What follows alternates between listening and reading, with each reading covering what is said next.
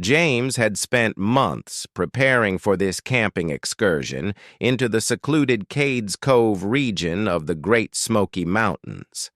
The whole ordeal shouldn't have unfolded the way it did, yet he desperately wanted a break from urban life to sort through his thoughts, following a grueling year on the job. He'd long felt pulled toward the rugged peaks, the solitude and silence that the wilds alone could offer. Spotting an online ad on a trekking site for a party venturing into one of the least accessible spots close to Cades Cove, he eagerly signed on. After a handful of exchanges, he was locked in for 4 days amid the untamed backwoods of Appalachia alongside 3 total unknowns.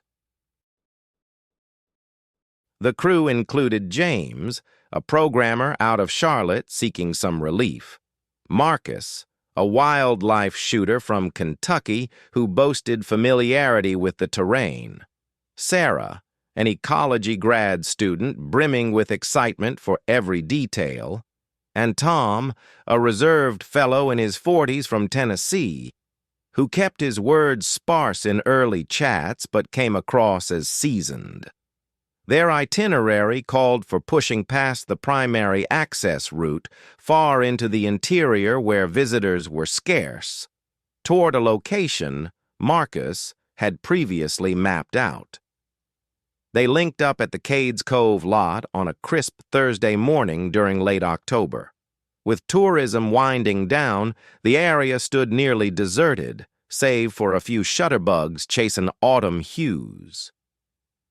After brief, stiff hellos, they split the shared supplies.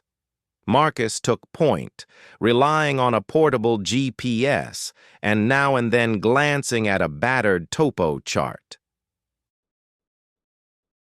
The path kicked off simply, tracing an ancient pioneer route that meandered by derelict cabins and overlooked neglected graveyards.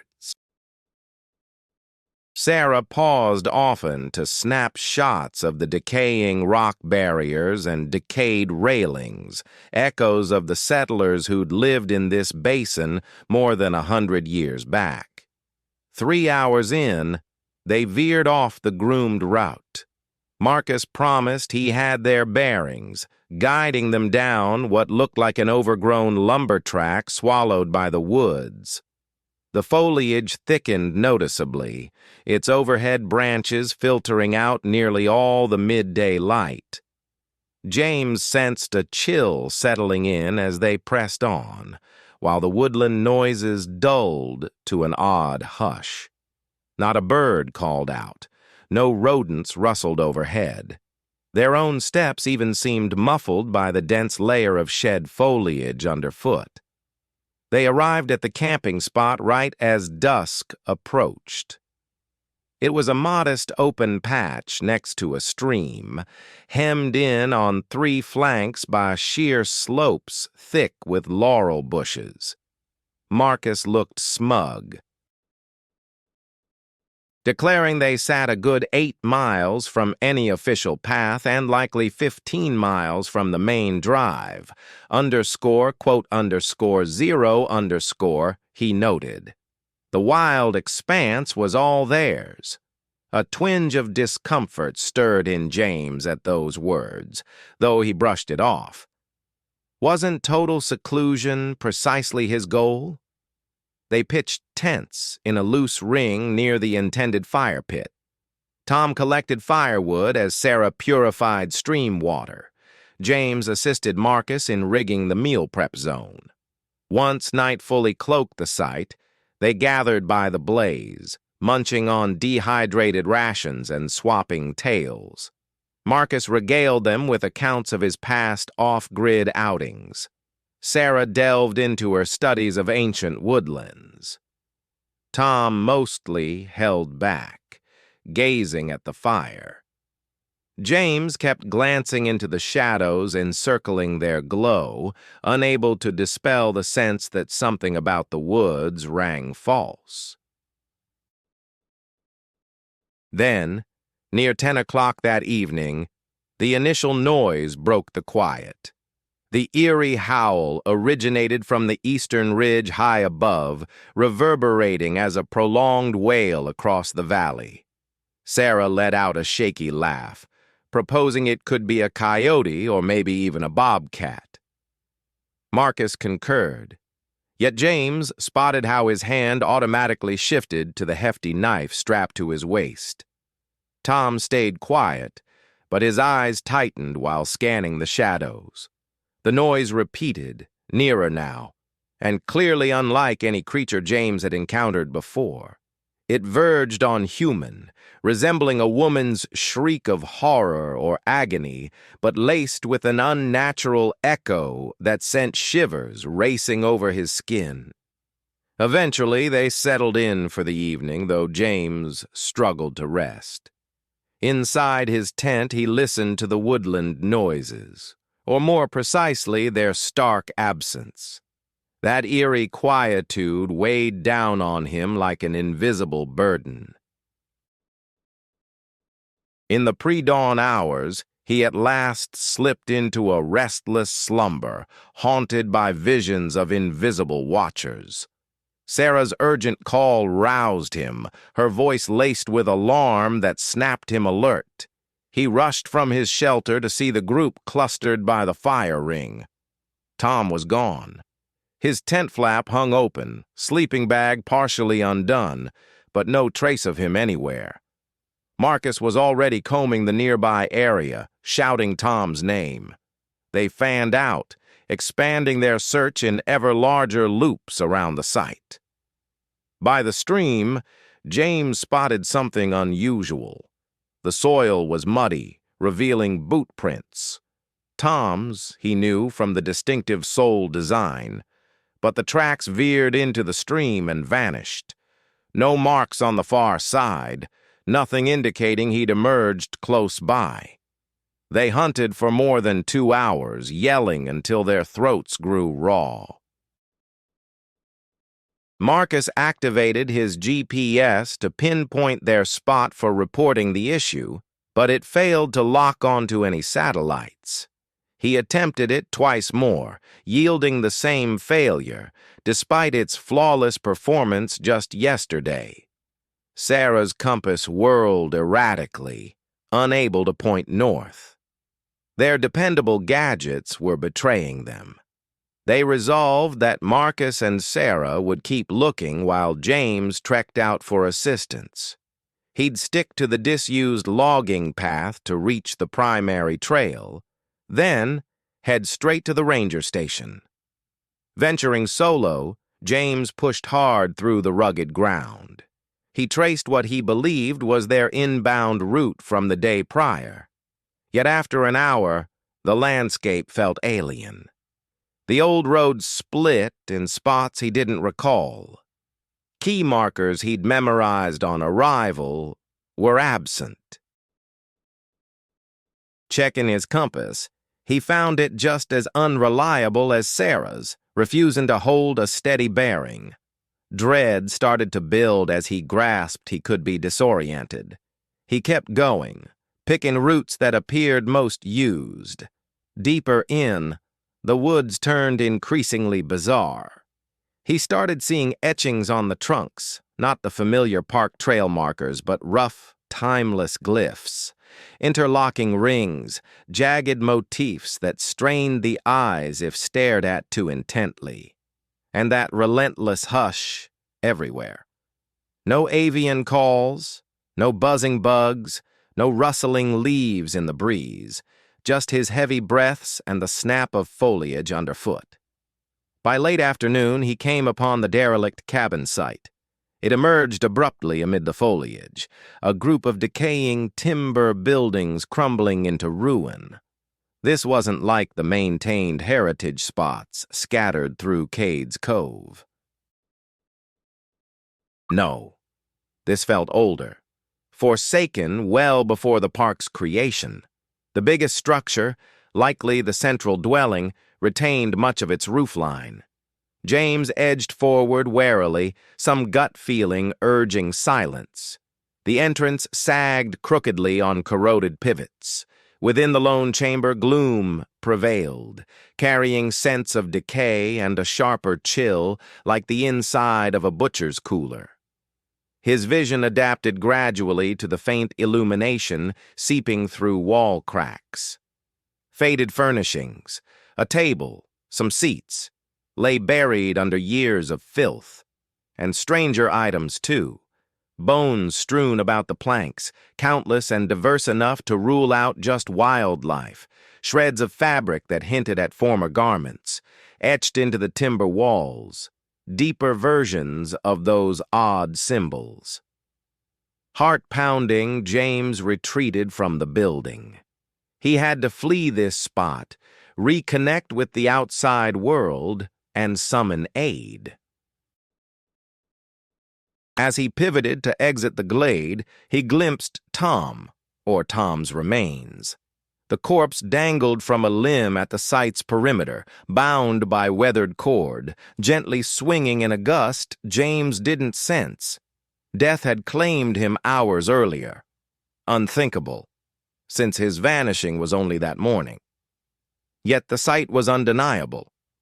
James bolted. He barreled blindly through the underbrush, heedless of path or peril, propelled solely by raw survival instinct. Limbs clawed at his skin and limbs.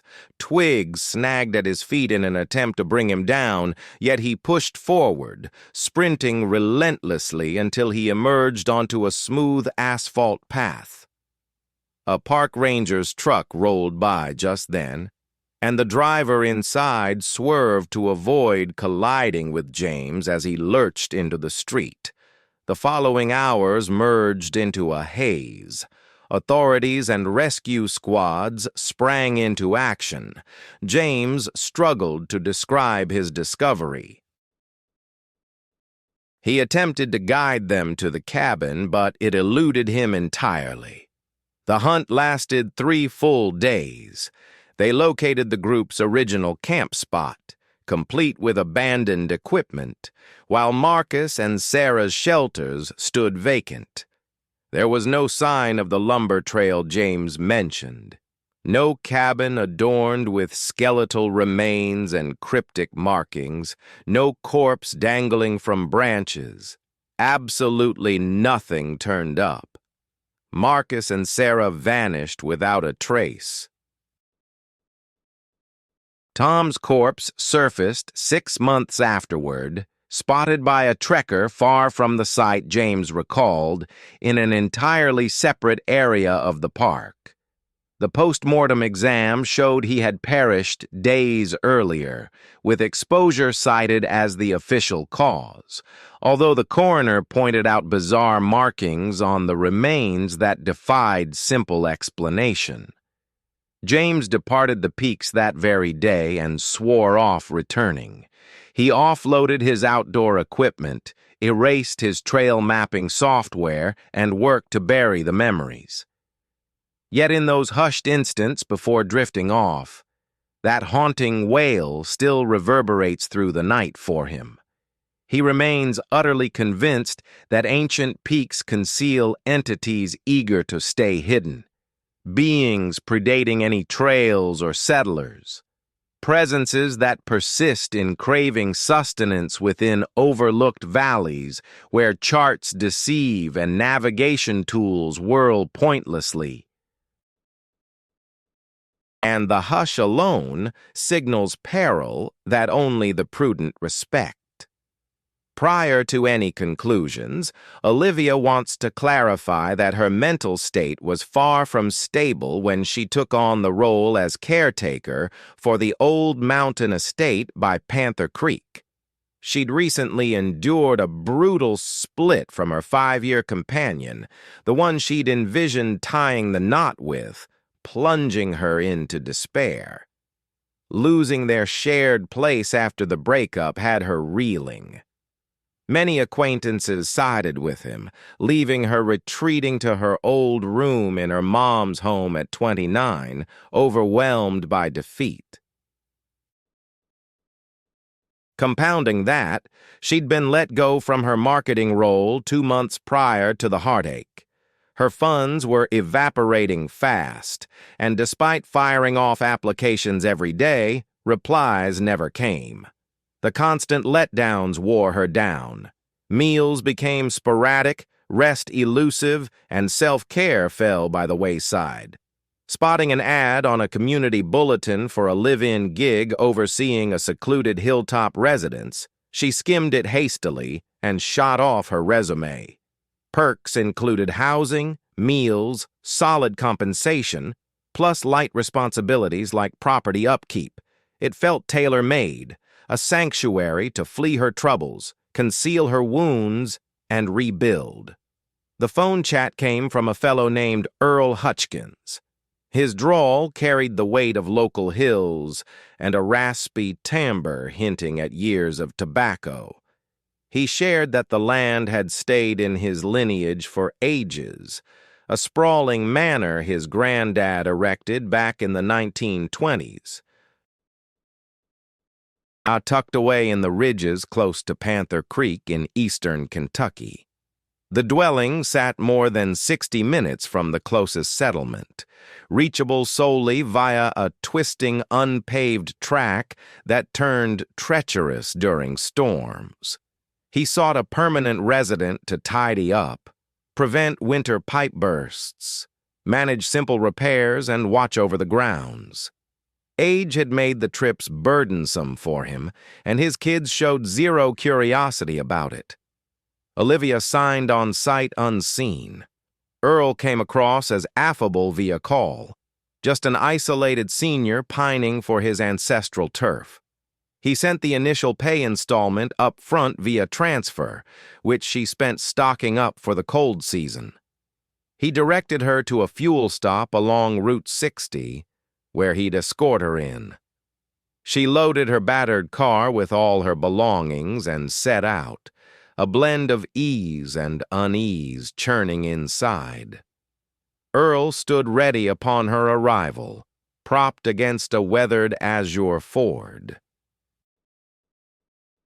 She pegged him at around 72, face etched by time, piercing azure gaze absorbing details swiftly. Taller than anticipated, exceeding 6 feet, with the wiry, tough frame of a lifelong laborer. His welcome held warmth, though his handshake crushed with unyielding strength. After brief chatter, he instructed her to trail behind. "Expect a 90-minute haul," he warned, urging vigilance on the forks since they blended into the landscape. Pavement shifted to stones roughly half an hour in, then stones yielded to raw earth. The woods closed in denser on both sides, ancient trees that filtered nearly all the daylight. Olivia kept her eyes locked on Earl's pickup as they ascended deeper into the hills, the path narrowing and growing bumpier mile by mile. No homes dotted the landscape, no traces of human life, just infinite greenery and fleeting views of distant peaks peeking through the branches. They pulled up to the estate right as dusk started to fade. The dwelling burst into view amid the timber, a towering 3-level edifice of somber rock and aged timber. It evoked a bygone time, with its sharp roof lines and slit-like panes, encircled by wild tangles of foliage and crumbling sheds in disrepair. A shiver traced Olivia's back when she pulled up beside Earl's vehicle. The site appeared forsaken, spectral almost. But she chalked it up to her mind playing tricks. Earl guided her through the place, his tone warm yet strangely stiff. Inside, the interiors were barely equipped. Many spaces bare or cluttered with antique pieces draped in grimy cloths. The cooking area was usable but antiquated, featuring a firewood oven and a fridge that droned noisily. Her personal space sat on the upper level, a cozy sleeping area paired with a compact bath, which felt inviting after Earl demonstrated the finicky boiler. He indicated the breaker panel, the main water valve, and the gas cylinder requiring replenishment every couple of months. Boundaries were set. The lower level was strictly forbidden, sealed behind a sturdy barrier. Earl kept cherished belongings there, he noted, items of great worth to him alone. He'd drop by bi-weekly to inspect the grounds and tend to anything subterranean on his own. No guests were permitted. This was his secluded haven, and seclusion mattered deeply. Departures demanded prior notice. For provisions, she'd compile a shopping note, and he'd deliver during his subsequent trip. Mobile signals vanished in this spot, though a fixed phone in the galley functioned reliably. Olivia consented without protest, her urgency for employment overriding the peculiar limits. As night enveloped everything, Earl drove off, his rear lamps vanishing along the gravel track, leaving her solitary in the vast structure. That initial evening, she bedded down in a liner on her chamber floor, too rattled by the structure's persistent moans and shifts to rest soundly. The building whispered non-stop. Mere structural sighs, she reasoned, even if they mimicked paces echoing in vacant chambers. The opening days blurred into a steady pattern without incident. She tidied spaces by daylight, then unwound evening side with books illuminated by hearth glow. Earl appeared on 2 occasions, hauling goods and reviewing her progress. He appeared content with her diligence, but she caught him observing her intently, his keen gaze tracking her every shift in a manner that stirred unease. She brushed it off as nerves, perhaps born from solitude and her fragile mindset. She stumbled upon the barred basement entrance by chance, a thick timber portal at the rear of the galley, fitted with a fresh latch and chain. Curiosity prompted a single tug at the knob, but it held fast. As promised, Earl had ensured the zone stayed inaccessible. In the stretched, hushed nights, her thoughts drifted to its secrets. Treasured relics from kin, she convinced herself. Faded papers, harmless relics, nothing ominous. Around the 6th week, shifts emerged. Earl's drop-ins grew more regular, his attitude altering subtly. He probed into her history, her broken romance, her relatives, with pointed queries. She replied in broad strokes, uneasy with the probing. His stays extended some trips, spanning from twilight to dawn the following day. He'd linger at the counter, sipping brew while eyeing her labors. Something in his stare struck her as hunting, a sensation hard to pin down. Oddities piled up. In her quarters, cabinets she'd shut were ajar. Belongings displaced, if only slightly, yet unmistakably. Her garments bore signs of handling shuffled about. During one stopover, she challenged Earl directly, wondering if he'd entered her domain. He refuted it smoothly, positing she must be confused, that remoteness might be fraying her nerves. His words carried faux worry, laced with a glint of delight, as if he relished her self-doubt. One night, intent on phoning her mom via the house line, she found it lifeless. No ring. Utter silence. She inspected the wiring, but all appeared intact. When Earl showed up 2 days on, she mentioned the line trouble. He promised to check on the issue, yet weeks dragged by with the phone still offline.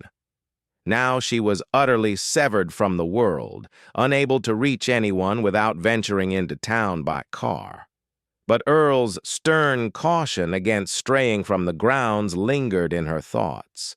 Suppose he tracked her departures. Suppose there were repercussions.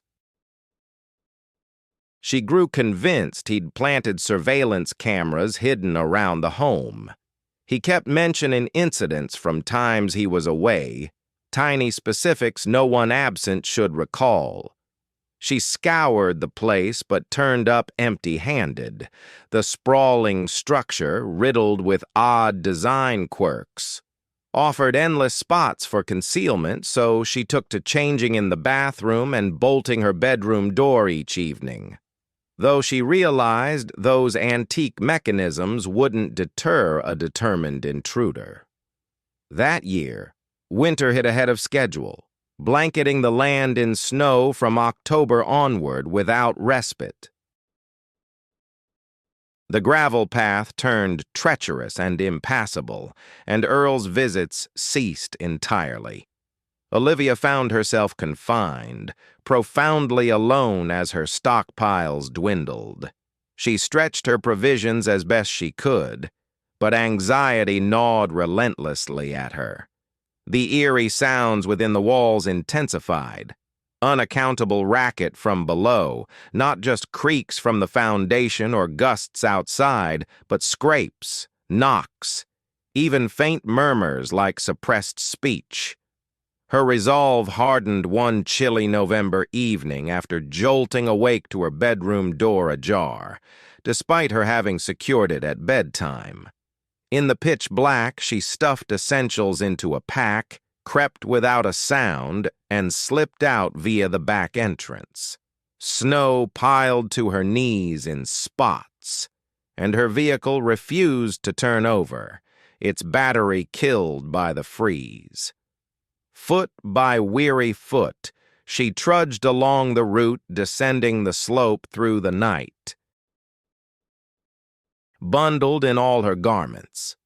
For 6 grueling hours, she pressed on, tumbling repeatedly on the slick terrain, until sunrise revealed the asphalt highway ahead. A passing pickup halted, an older pair en route to services, and ferried her straight to the local sheriff's station.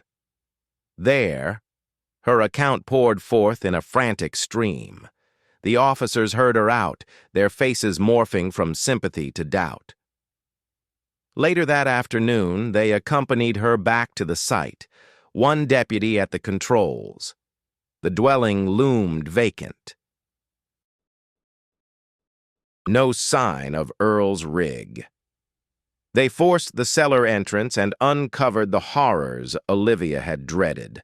A space rigged as a prison, complete with a thin mattress, waste pail, and restraints anchored to the concrete. Hidden lenses wired across the property, linked to screens down there. Piles of snapshots depicted females in candid, invasive poses, slumbering, bathing, oblivious, and a drawer stuffed with dossiers, each tagged by a woman's identity and work periods, spanning generations of housekeepers. Probes showed nearly all those females had vanished without trace. No remains surfaced, despite exhaustive sweeps of the grounds and nearby wilds lasting weeks. Earl Hutchkins himself evaporated. His vehicle turned up ditched close to the Tennessee line, and he was never traced. Olivia discovered she stood as the sole survivor among 3 decades of attendants who'd escaped that domain unscathed, the lone one who'd heeded her gut and fled in time. Officials suspect the rest lie interred amid the vast wooded expanse encircling the manor, their resting spots lost forever in the thick Appalachian underbrush. Michael was midway through his debut stint as a woodland assessor in the isolated woods of western North Carolina when he encountered a discovery that would torment him indefinitely. 4 months prior, he'd earned his forestry credentials, straight from university and brimming with zeal for the profession that captivated him. The position at Appalachian Timber Resources felt ideal. Solid wages, time in the fresh air, and access to mountain zones rarely trodden by others. On day one, his boss, an aged local named Rye, with 4 decades mapping these woods, alerted him that their routes would bypass cell coverage and render GPS spotty. Quote 1, Rye noted. Quote 2, it was the tail end of September, and they were embedded in Nantahala National Forest, evaluating a swath of ancient trees eyed for careful logging. The spot's seclusion demanded a trek inward, gear slung over shoulders along faded haul paths, unused since the 70s. Rye commanded the terrain as intimately as one's backyard, steering by subtle cues Michael's novice gaze overlooked. A unique outcrop, a standout trunk, the contours of the hills. They'd toiled 3 days straight, hunkered in a makeshift bivouac beside a stream. When Rye agreed to let Michael go ahead to scout and mark the boundary trees, he handed over a portable GPS device and a radio, cautioning that the radio would likely fail beyond a mile due to the rugged landscape and blocking ridges. Michael ventured out solo, navigating by compass, blazing trees with orange paint along the survey path as he progressed. After roughly 2 hours on foot, he spotted something unusual, a subtle trail slicing through the brush at an angle to its course. It wasn't marked on their maps and didn't resemble a natural animal path, too linear, too purposefully cleared. Intrigued, he chose to trace it briefly to discover its direction, knowing he could retrace his steps to the line later. The path twisted amid thick laurel bushes and past enormous rocks, ascending gradually. Around 20 minutes in, it emerged into a modest clearing clearly shaped by human effort long ago. Decades-old tree stumps, now moss-covered and decayed, dotted the area. At the heart stood the ruins of a logging outpost, 3 cabins in ruins with sagging roofs and walls tilted precariously, plus assorted sheds and outbuildings crumbling at different rates. Michael advanced with care, his surveying experience urging caution around the shaky structures. The site carried a stifling atmosphere, a thick tension in the air that set him on edge. He grabbed his camera to record the discovery, figuring it held some historical value. Such abandoned logging sites peppered the Appalachians, echoes of the timber boom that ravaged these woods in the early 1900s until preservation took hold. The initial cabin held only corroded implements and shattered furnishings. Beams of light pierced the roof holes, spotlighting swirling dust particles in the stagnant atmosphere. The next one mirrored it, but he uncovered crumpled 1973 newspapers wedged into log seams for chinking. The year seemed off. This setup appeared far more ancient than the 70s, and it was puzzling that anyone had occupied such an isolated, run-down spot so lately. It was the 3rd cabin where the secret panel revealed itself. While probing the floorboards for stability, one gave way beneath him. Beneath it lay not the anticipated earthen surface, but a sturdy wooden chest, roughly the dimensions of a big footlocker, secured by a corroded hasp. Michael's pulse quickened. Protocol demanded he leave it untouched, but intrigue overpowered restraint. Spotting a length of iron piping nearby, he pried the fastening loose. The contents chilled him to the core. Intimate belongings. A lady's purse bearing faded, brittle ID cards. A gentleman's timepiece frozen at 2:15. Eyeglasses for reading. a toddler's plush toy soiled and fraying, and stacks of snapshots, mainly Polaroids, depicting folks right there in the camp. Yet these weren't joyful outings. The subjects appeared horrified, grimy, wounded. Several were restrained by cords.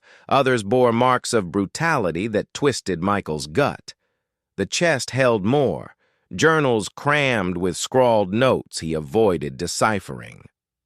Charts, annotated in crimson marker. And deepest down, enclosed in a crumbling plastic wrap, lay assorted trinkets, rings, chains, timepieces, far too many for one owner. Michael staggered from the cabin, trembling, and retched amid the foliage. He keyed the radio, but as Rye had foreseen, only crackle responded. Even the GPS glitched, its readings flickering erratically without logic. He noted his position as accurately as possible, snapped photos until the memory filled, and then discreetly pocketed a few box items for proof. He realized disturbing a possible crime site was wrong, yet without tangible proof, his account might fall on deaf ears. The return trek dragged on endlessly. He glanced back repeatedly, gripped by the sense of unseen eyes. The woods now loomed hostile, unlike their earlier neutrality. Bursting into their base camp at last, he found Rye tending supper flames. Gasping and ashen, Michael blurted his tale in a rush until Rye insisted he breathe and recount from the top. As the words poured out, Rye's face hardened. The elder man fell silent for an extended beat, gaze fixed on the blaze, prior to responding. He mentioned legends surrounding that section of the woods, tales that spread among the lumberjacks during the 1970s. Workers who disappeared without a trace, trailblazers who simply vanished. Yet officials uncovered no clues, and folks generally chalked it up to old wives' tales from the hills. The landscape was treacherous enough on its own. Folks wandered off, and that was the end of it. The group set out at dawn the following day, abandoning their gear in their rush to get back to safety. At the Robbinsville Ranger outpost, Michael shared his account with a doubtful park official who still promised to dispatch a team for a look. It required 3 days to assemble an adequate operation. Upon revisiting the spot alongside local sheriff's officers and crime scene experts, they discovered the campsite just as he had portrayed it. The ensuing probe was extensive. Specialists combed the area for weeks, meticulously digging and cataloging every discovery. The contents of the concealed chest linked to unsolved missing persons reports from the late 1960s up to the mid-1970s. 7 individuals whose fates remained mysteries. 2 trekkers lost on the Appalachian Trail in 1971. A trio of family members who evaporated during a 1973 camping trip. A youthful pair spotted last thumbing rides across North Carolina in 1968. Soil scanning technology detected upheavals in the ground near the tents at multiple points. Digging efforts exposed skeletal remains, some in makeshift pits, others in a rundown underground storage under a shack. Lab examinations verified Michael's worst suspicions. The site had served as a captivity zone, a terror concealed amid the wilds where captives endured days or weeks prior to their murders. The journals from the chest held meticulous entries in elegant script, amplifying the horror of their details. Accounts of kidnappings, schemes, and setups, plus notes on the prisoners themselves. The author stayed anonymous, describing their deeds with an icy objectivity that hinted at deep psychosis or utter moral void. Charts in the collection pinpointed further spots across the range, yet probes there yielded zilch. Perhaps they were ruses, or traces had eroded away over time and the elements. The inquiry stalled on pinpointing the culprit. Script experts studied the writing, but it matched no records. No prints endured the years of rot and weather. The outpost was deserted around the mid-1970s, and its master had evaporated, forsaking their lair. Chats with aged residents produced no leads. Nobody recalled shady figures, although a few noted that woodsmen steered clear of that ravine, sensing something off about it. Michael discovered similar outposts unearthed in secluded Appalachian zones over time. Secluded havens exploited by hunters in the expansive backcountry, where pre-digital policing struggled.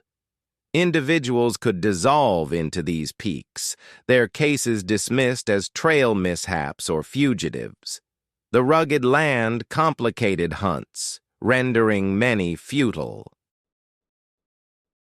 Proof crumbled fast in the severe conditions, and the woodland's immensity left vast swaths untouched, concealing enigmas that could stay buried forever. The matter stays open officially, though archived as dormant.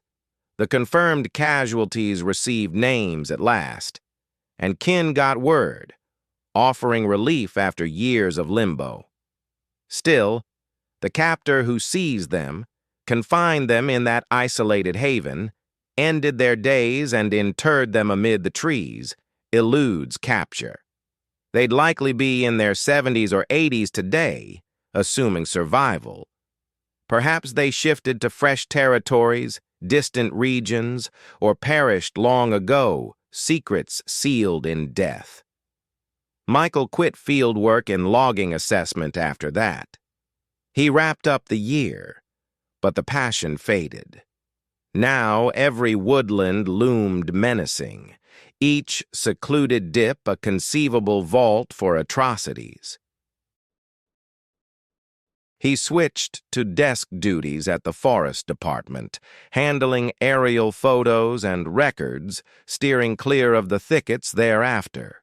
Yet in quiet midnight hours, he pores over charts of the Appalachians, eyeing the voids amid paths and settlements, pondering what other shadows lurk under the canopy, poised for revelation. Emma has just returned to the Appalachian village of her grandmother's residence. The whole mess ought never to have arisen, yet she required aid for her grandmother's needs, with no alternatives available.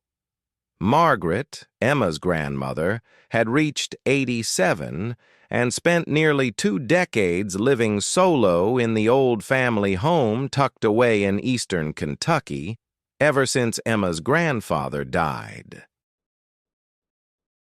Stubbornly self-reliant, she'd turned down every offer to shift to assisted living or join relatives in easier-to-reach spots. That all shifted after a nasty fall left her with a fractured hip. Suddenly, Emma was boxing up her existence in Lexington to head back to those childhood summer hills. The place sat at the tail end of Blood Hollow Road, a twisty mountain path that snaked about 15 miles out from Hazard, the closest town. Folks said the road got its bloody tag from a Civil War slaughter in the area, but others figured it came from the rusty iron clay that turned scarlet in the rain. Regardless, it carried an eerie vibe for such a remote, neglected strip of asphalt that barely saw any cars and got only spotty pothole fixes. For the first month, Emma drove that route 3 times weekly from a modest Hazard apartment she'd leased, while figuring out Margaret's care setup and pondering a full-time relocation. Even by day, the drive felt eerie, curving through thick woods with dizzying cliffs on one flank and vertical stone walls on the other. No homes for miles, zero cell bars, and in spots, the overhanging branches formed a near-total blackout like an underground passage. It happened on a Tuesday night in early October when Emma's vehicle gave out. She'd lingered longer than planned at her grandmother's, sifting through attic clutter, and didn't depart until nightfall, a choice she now regretted. Margaret had been sharing memories of Emma's grandfather, and Emma couldn't bear to interrupt. With the elderly woman's mind wandering more often lately, those clear-headed chats felt like gold. Roughly 7 miles from town, the motor started coughing. Emma knew she should have tuned it up sooner. It had been acting finicky, but amid the chaos, she'd delayed. Regret hit hard as the engine quit entirely, letting her glide to a halt on a lonely road section. She edged onto the slim shoulder as best she could. 3 restart attempts failed. Cell signal? None, predictably. In the pitch black, she mulled her choices around 9 p.m. Trek 8 miles uphill to the house, push 7 miles downhill into the void, or hunker down by the car, banking on a rare passerby, unlikely even in broad daylight. She opted for an hour's wait, bound to be someone. Doors secured, hazards flashing to save juice, she settled in. The woods loomed like a solid black barrier past the faint amber flicker. She shoved aside fears of exposure on this deserted lane, focusing on fixes. Summon a tow tomorrow, repair the car right, snag a plan with broader reception. After 45 minutes, twin beams cut through from the town side. Gratitude surged. She hopped out, arms flailing to hail the oncoming rig, an aged, corroded pickup crawling along. It halted behind her, beams masking the driver in gloom. A lanky guy emerged in overalls and a cap, strolling up with a warm grin, inquiring about the issue. Emma described the breakdown, expressed thanks for pulling over, queried about his phone or a possible tow to town. Yet his vibe triggered red flags, invading her space, gaze roaming too freely, over-eagerness radiating. He claimed no phone, lived nearby off-grid sans gadgets, but offered a lift or to tinker with the hood, proud of his mechanical knack. Grateful but firm, she passed, insisting a tow was en route. She'd dialed just before her signal cut. Pure fib, but gut instinct blared. His grin dimmed. He pressed if she was certain, no hassle at all. Emma retreated to her car, emphatic. He lingered, statue still, as quiet thickened. At last a shrug, and he ambled to his truck. But he idled there, motor humming, beams bathing her ride. Inside again, doors bolted, pulse racing, Emma eyed him via the rear view. Emma spotted him parked in his truck, just staring. Time dragged on. He showed no sign of driving away. In a panic, she turned the key in her ignition once more, and against all odds, the motor fired up. It rattled and choked at first, yet it kept going. Without a second's delay, she swung back onto the pavement and sped off, checking her rear view to catch his vehicle pulling out in pursuit. She urged her car to its limits along the twisting path, the engine groaning in protest but refusing to quit. The truck trailed her steadily, keeping pace without gaining ground or dropping behind. Her fingers clenched the wheel until they throbbed with pain. She silently begged for the motor to hold out, begged to reach the settlement before disaster struck. After 20 minutes of the scariest drive she'd ever endured, she finally glimpsed the glow of warning beacons up front. The moment she crossed into the town borders, the pursuing truck veered onto a branch lane and vanished from sight. She headed directly to the station, pulled into a spot beneath the floodlights, and remained there trembling for what felt like ages before steadying herself to walk in. The desk officer heard her account, his face moving from worry to a flicker of familiarity. At the mention of Blood Hollow Road, he pressed for a description of the driver and his ride. She recalled every detail she could muster.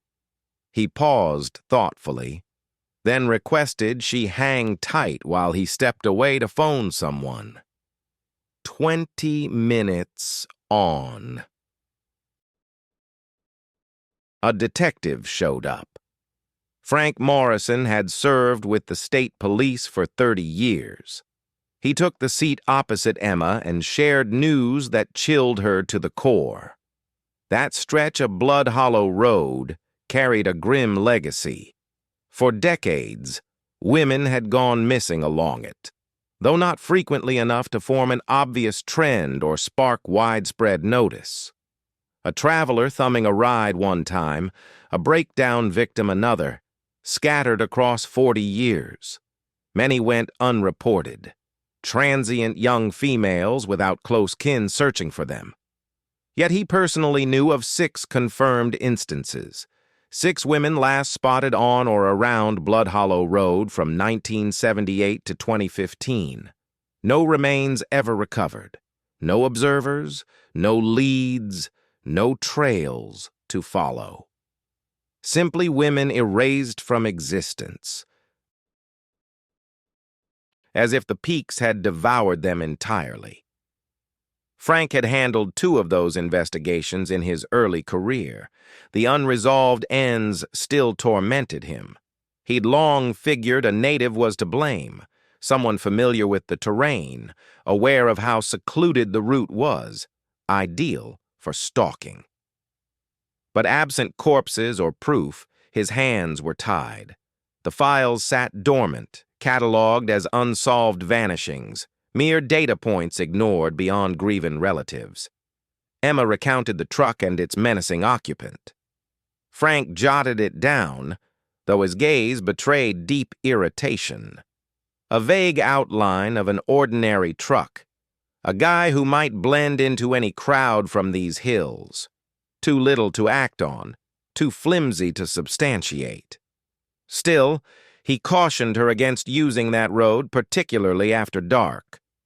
He handed over his contact card and urged her to reach him at once if the truck reappeared. In the days that followed, Emma couldn't shake the detective's revelations from her mind. She visited the library, poring over archived papers via microfilm. She uncovered pieces on the lost women, brief notices tucked away in obscure sections. And more besides. Hints of earlier losses dating to the 1950s and 60s, albeit with sparse information.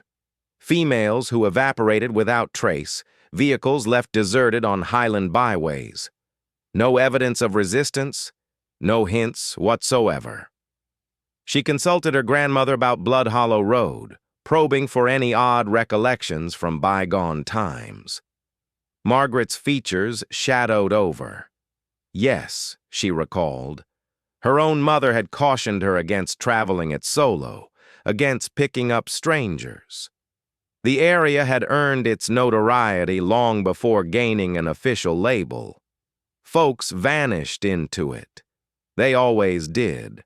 Elders whispered of a hex on the soil, of a ravenous force lurking in the ridges. But Margaret dismissed the otherworldly angle.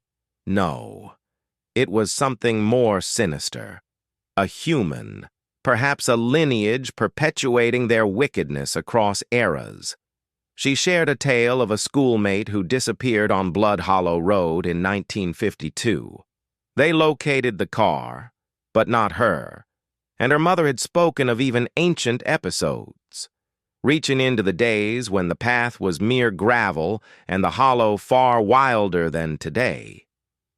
Emma faced the tough choice to relocate her grandmother to a nursing home in Lexington. The repeated trips were too hazardous. She couldn't gamble with that route anymore. While assisting with the packing, the elderly woman issued a last admonition.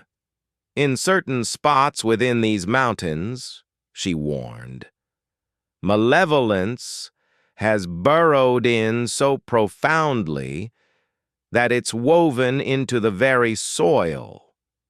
Blood Hollow counts as one such spot. Keep your distance from it, Emma. Whatever lurks there remains ravenous, forever on the prowl, and it has been sustaining itself for ages." Emma departed the mountains and never returned to Blood Hollow Road. The mystery lingers unsolved, the vanishings a puzzle without answers. Detective Morrison stepped down from the force 3 years afterward, haunted by the women who disappeared from Blood Hollow as his biggest regret. It stood as the sole case he couldn't unravel, and deep in those peaks, along that forsaken ribbon of road where cell signals fade and rescue lies miles off, some entity still lies in wait amid the shadows, poised for the next vehicle to stall, the next traveler to pull over, the next soul to err by taking aid from an unknown face on Blood Hollow Road. This all unfolded in 2018, yet it still sends shivers through William whenever the memory resurfaces. He'd only just begun his role with the county as a surveyor in the farthest reaches of the Appalachian Mountains, mapping out expanses that spanned 3 counties in eastern Tennessee. The work proved grueling yet lucrative, and William had long cherished the solitude of the wild, far from crowds and urban sprawl. At 26, fresh from earning his geomatics engineering degree, he was keen to shine in his inaugural job.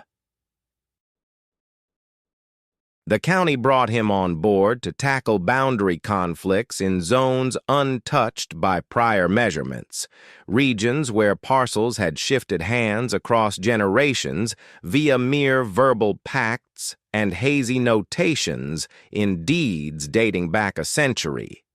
These were the secluded coves and crests that showed up as voids on current charts, where borders relied on estimates and claims hinged on long-standing residency.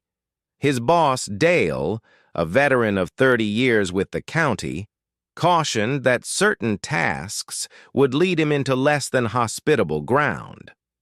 Folks tucked away in the highlands often distrusted outsiders, harboring motives for staying off the grid and unrecorded. Dale urged him to inform others of his whereabouts, pack a radio and GPS device, and heed his gut feelings. If anything seemed off, Dale emphasized, head back. The mapping could hold off. William's initial outings progressed without hitch. He charted lots on the fringes of settled zones, installed fresh delimiters, and settled small feuds among locals. However, toward the end of June, he drew an assignment that set itself apart entirely. It centered on a 3,000-acre swath buried in the highlands, contested for more than 4 decades. Several clans asserted rights, backed by clashing documents, and officials required precise measurements to settle the matter. Reaching the site meant trekking at least 8 miles inward from the closest logging path, where he could leave his vehicle. Dale went over the details with him, unrolling topo sheets on the desk and highlighting key features William had to pinpoint. An derelict farmhouse sat roughly at the heart of the contested area, deserted since the 1970s, and it would anchor his efforts. Starting there, he'd lay out a framework and expand from it, delineating edges according to the antique records in the deeds. William launched his expedition on a Monday at the start of July, his backpack stuffed with tools for measurement, overnight supplies, and provisions for 3 days. The itinerary called for pitching camp by the forsaken house, finishing the field work and trekking out by Wednesday evening. Equipped with his GPS, a sat phone functional beyond cellular range, and rations to stretch a week if needed, he pressed on. The inward journey tested him severely. Sections of the logging trail had eroded away, compelling detours through thick brush and climbs over toppled timber. The slopes rose sharply and hazardously. 6 hours in, upon arriving at the farmhouse, fatigue had overtaken him. The building amounted to a crumbling shell, its roof sagging inward and sides tilting precariously. Still, it aligned with his charts, and the sturdy stone base offered a reliable benchmark. He erected his shelter in a modest glade some 50 yards off, on level ground beside a spring yielding clean water. Encircling woods formed a thicket of ancient growth, trunks likely centuries old, their overhead weave so impenetrable that noon brought only a muted verdant glow. An eerie quiet pervaded the timberland. No avian calls, no humming bugs, merely whispers of breeze in the foliage and sporadic groans of limbs scraping one another. Throughout the remainder of his first day, William focused on setting up his fundamental benchmarks and plotting his starting survey markers. The task demanded patience and sharp focus, involving endless verifications of his tools to guarantee precision. With the sun dipping below the horizon, he headed back to camp, prepared a basic dinner using his camp stove, and slipped into his tent. Exhaustion from the extended trek and the day's efforts overtook him almost immediately, sending him into a deep sleep. Sometime during the night, voices jolted him awake. They were soft and far off, yet unmistakably those of people, men murmuring in subdued pitches that hid their exact words. Still snug in his sleeping bag, William strained to listen, attempting to pinpoint the origin of the noises. His watch read 2:30 a.m. What could anyone be doing in this isolated spot at such an hour? The voices appeared to shift, possibly orbiting his campsite or drifting past from afar. He caught the faint clatter of gear, perhaps tools or metallic drums. Roughly 15 minutes later, the sounds dissipated, replaced by just the breeze and enveloping night. Sleep eluded William for the rest of those hours. He remained vigilant and restless. His fingers stayed close to the bear spray stored inside his tent. Come morning, he scoured the surroundings of his site for any indications of visitors. He discovered footprints, clear boot impressions in the damp soil by the spring, recent and crisp. They suggested at least 3 individuals, possibly a larger group. The prints veered northeast, venturing further into the woods. Trailing what seemed like a faint, overgrown path hidden under layers of fallen foliage, William realized he ought to notify Dale. He should activate his satellite phone to alert authorities about the unexpected presence in what was meant to be uninhabited terrain. Yet curiosity gnawed at him, mingled with unease over their potential activities. Opting for caution, he chose to track the path briefly, just to glimpse its destination. The route twisted through the trees for nearly a mile, ascending gradually along a rugged hillside. Evidence of frequent use was obvious, even in this hidden area without signs. Trimmed limbs in spots. Relocated rocks to smooth the way. Clearly, someone actively preserved this route, ensuring it stayed navigable. The setup emerged abruptly. In one instant, thick woods surrounded him. The next, he stood at the brink of a wide-open space. Several buildings dominated the middle, freshly built or meticulously upkept.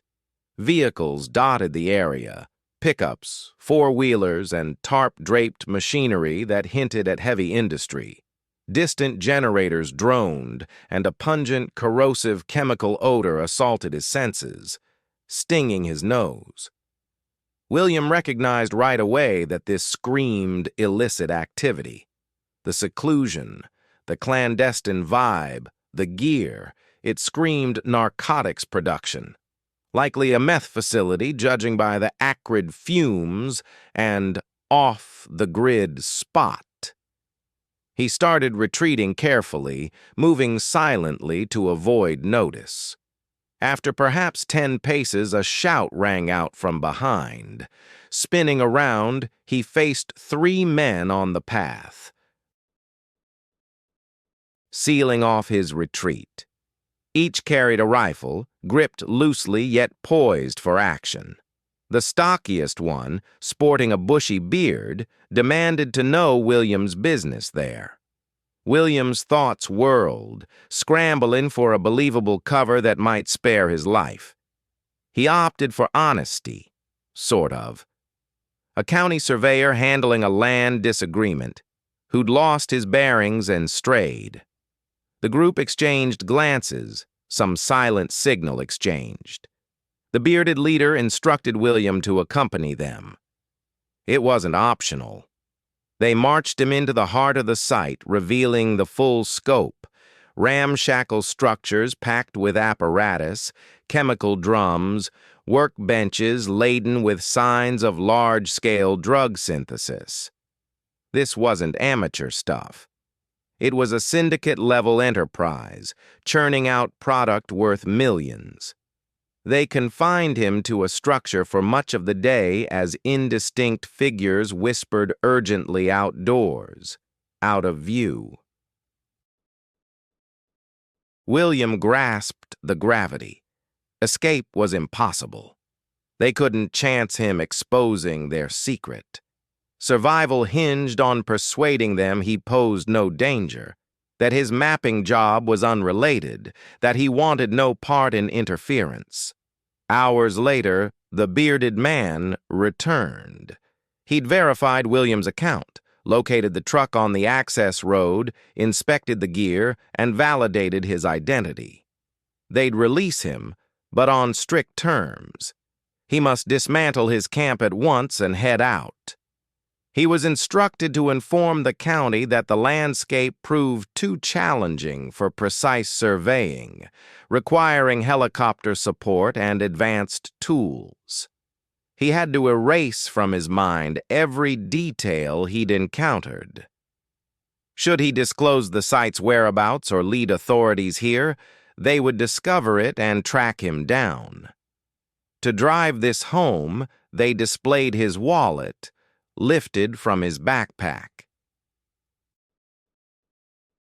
It contained his home address, driver's license complete with his picture, and all his private details. One of them pulled out a phone, revealing images on the display. Shots of William's building and peeks inside his window. They had visited his place. They warned they could return any time. William consented to their demands. They guided him to his campsite, observed as he gathered his belongings, and trailed him all the way to his vehicle. Throughout the ordeal, he sensed gun barrels aimed at him, the burden of their menace pressing down. Upon arriving at his truck and stowing his gear, they vanished into the woods, fading away like ghosts that had never been. He headed directly to the closest town, booking a room at a motel where his trembling hands made signing the register nearly impossible. For hours in that space, he wrestled with his choices: alert the authorities and face potential death, or remain quiet and allow the illegal setup to persist. Ultimately, terror prevailed. He phoned Dale, explaining the rough ground made the survey unfeasible, necessitating a delay and a new strategy. Yet William couldn't fully bury it. 3 days on, using a payphone in another town, he dialed the state police anonymously, sharing a rough position of the facility and outlining his observations. He withheld his identity, simply shared the facts, and ended the call. 2 weeks afterward, he heard about a massive joint agency operation that dismantled one of Tennessee's biggest meth labs in history. 17 individuals were detained. Vast quantities of narcotics and gear worth millions were seized. Media accounts credited a prolonged probe, with no nod to the tipster. But William was aware, and evidently others were too. A month post-raid, a note appeared slipped beneath his door. No envelope, merely a scrap of paper bearing scrawled lines. "We know your actions. Some of us escaped. We're keeping tabs." The following day, William resigned, ended his rental agreement, and relocated across state lines. These days, he handles office work distant from the peaks, dealing with data entry and crafting virtual charts from orbital photos. He avoids secluded wilds now, steering clear of isolation and exposure, fully conscious that amid the Appalachians, eyes linger, biding time, seething over his interference. And he understands that in those sprawling, forsaken zones beyond society's grasp, retribution bypasses legal channels and badges. It arrives under cover of night, in solitude, where cries echo unheard and remains stay forever lost. Ava and her hiking companion were tackling a secluded stretch of path in West Virginia's New River Gorge region last year, in 2024. The pair, college buddies united by their passion for extended treks and untamed exploration, had mapped out this journey well in advance. At 32, Ava brought seasoned expertise to the table, having conquered portions of the Appalachian Trail, alongside numerous short-haul outings across the East's highlands. Her 28-year-old trailmate, Rebecca, matched her skill and zeal for nature's challenges. They'd spent months poring over charts and manuals to select a path plunging into untouched areas, far from visitor hotspots and packed sites. The gorge delivered precisely that: expansive tracts of harsh terrain laced with paths that drew scant footfall beyond high season. Early October suited them ideally, beyond summer crowds, prior to the autumn foliage frenzy, ideal for peaceful reflection. Their itinerary formed a 4-day circuit, spanning about 40 miles across the gorge's most isolated zones. They launched from a trailhead along Route 19, logging their entry at the kiosk, then ventured downward into the ravine. Day 1 unfolded magnificently, tracing a high ridge with breathtaking vistas of the waterway far below, before easing into ancient woods toward a streamside bivouac. Not a soul crossed their path that day, fulfilling their vision. On the second morning, they pressed further into the wilds, tracking a route hugging the river via ever more rugged and remote ground. Though the trail remained tidy, signs of infrequent travelers were evident. Occasionally, overgrown foliage and scattered twigs hid the path, forcing them to pick their way forward by spotting sporadic painted marks on tree trunks. They paused for a midday meal near a cascading waterfall, purifying stream water and munching on nuts and dried fruit as they marveled at their luck in having this stunning wilderness almost entirely to themselves. By late afternoon, they ran into the unfamiliar hiker. Fresh off traversing a hilltop, they were heading down to their intended overnight spot when they spotted a guy perched on a toppled tree trunk right by the root. He rose to meet them, offering a grin that felt welcoming at first glance. In his 40s, he looked slim and rugged, dressed in practical trail gear that showed signs of heavy use. He gave his name as Daniel and explained he was tackling the trail in segments through the region, having ventured out for roughly 7 days. Ava and Rebecca halted to exchange words, a common ritual among trekkers crossing paths in isolated spots. Daniel inquired about their destination, the length of their trip so far, and if they'd bumped into other people. The queries came across as routine chit-chat typical of such meetings. Yet an odd vibe from him set Ava on edge.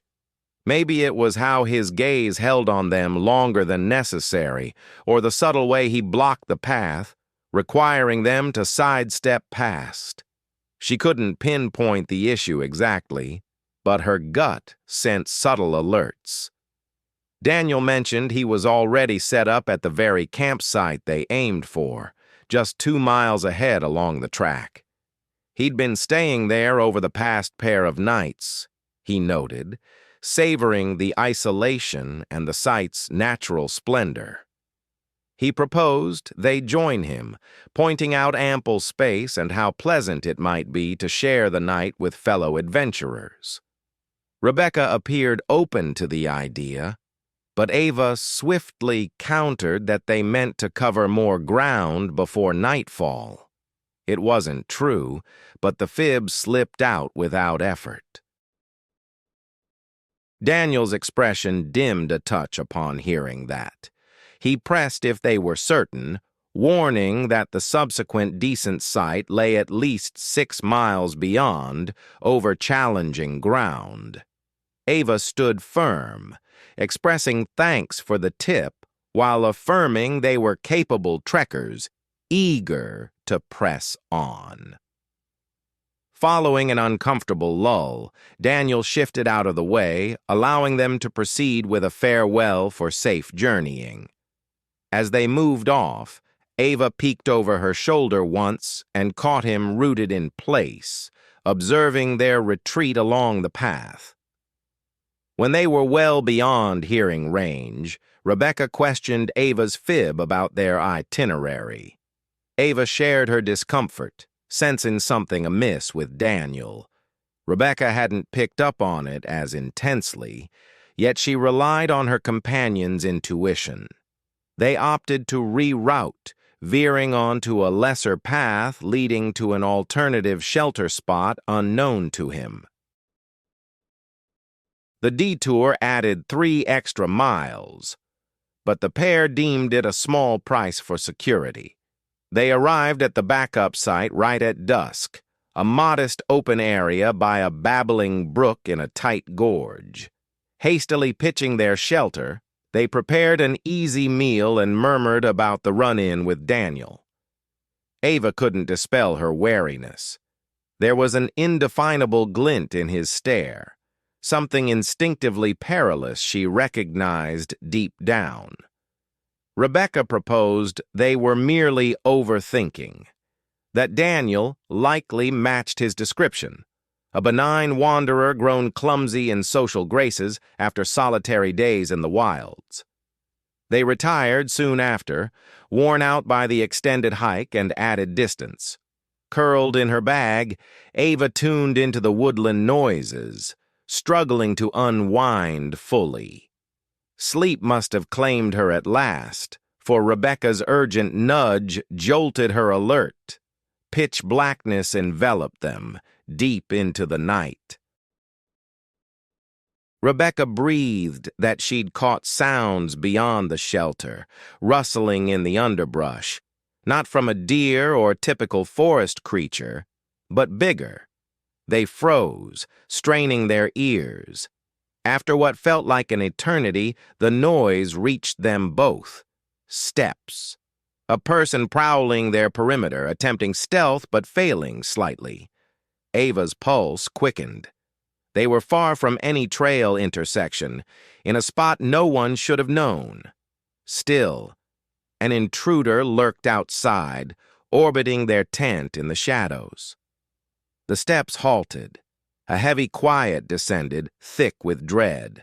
Then, respiration sounded near the fabric barrier, mere inches from where they huddled. A figure loomed right there, eavesdropping as intently as they were. Ava inched toward her phone, hoping to flick on its glow or summon aid if coverage allowed. But prior to touching it, a voice pierced the night from without. Daniel's. He uttered their names, Ava's first, then Rebecca's, stretching each vowel deliberately. He admitted knowing their deception, their detour to evade him.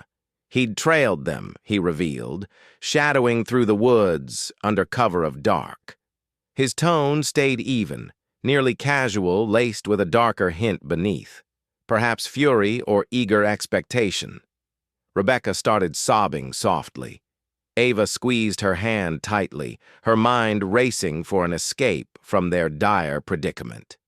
They were confined inside the tent, their campsite isolated by miles from any aid, with a stalker lurking just beyond who had tracked them across the wild terrain.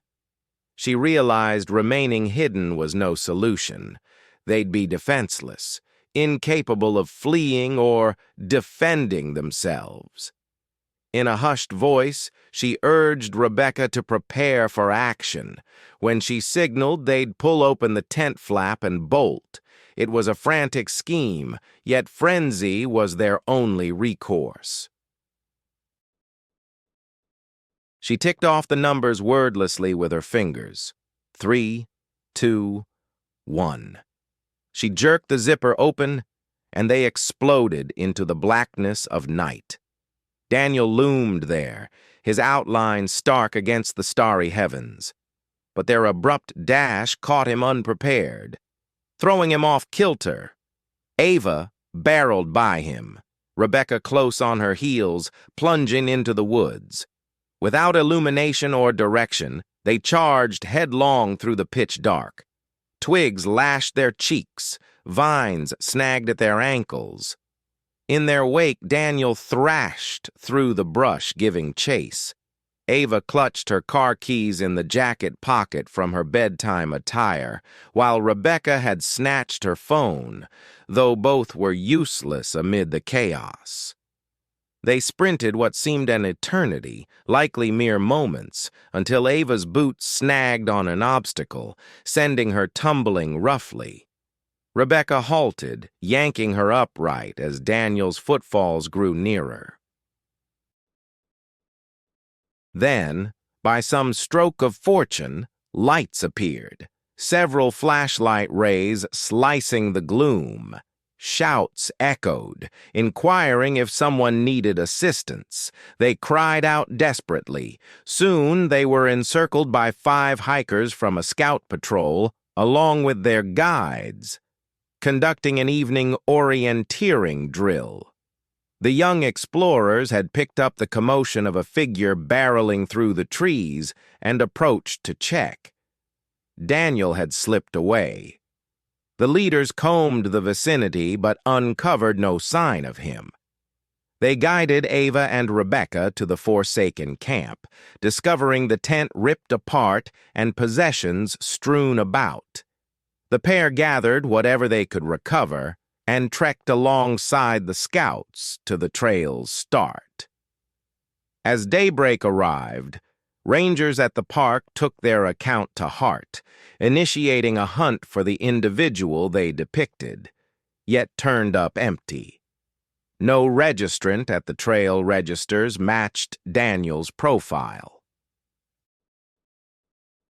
No deserted site existed at the spot he'd mentioned. It was like he'd been a phantom. Still, the rangers shared a chilling detail that iced their veins. In the last 15 years, 5 lone female trekkers had vanished in the New River Gorge region.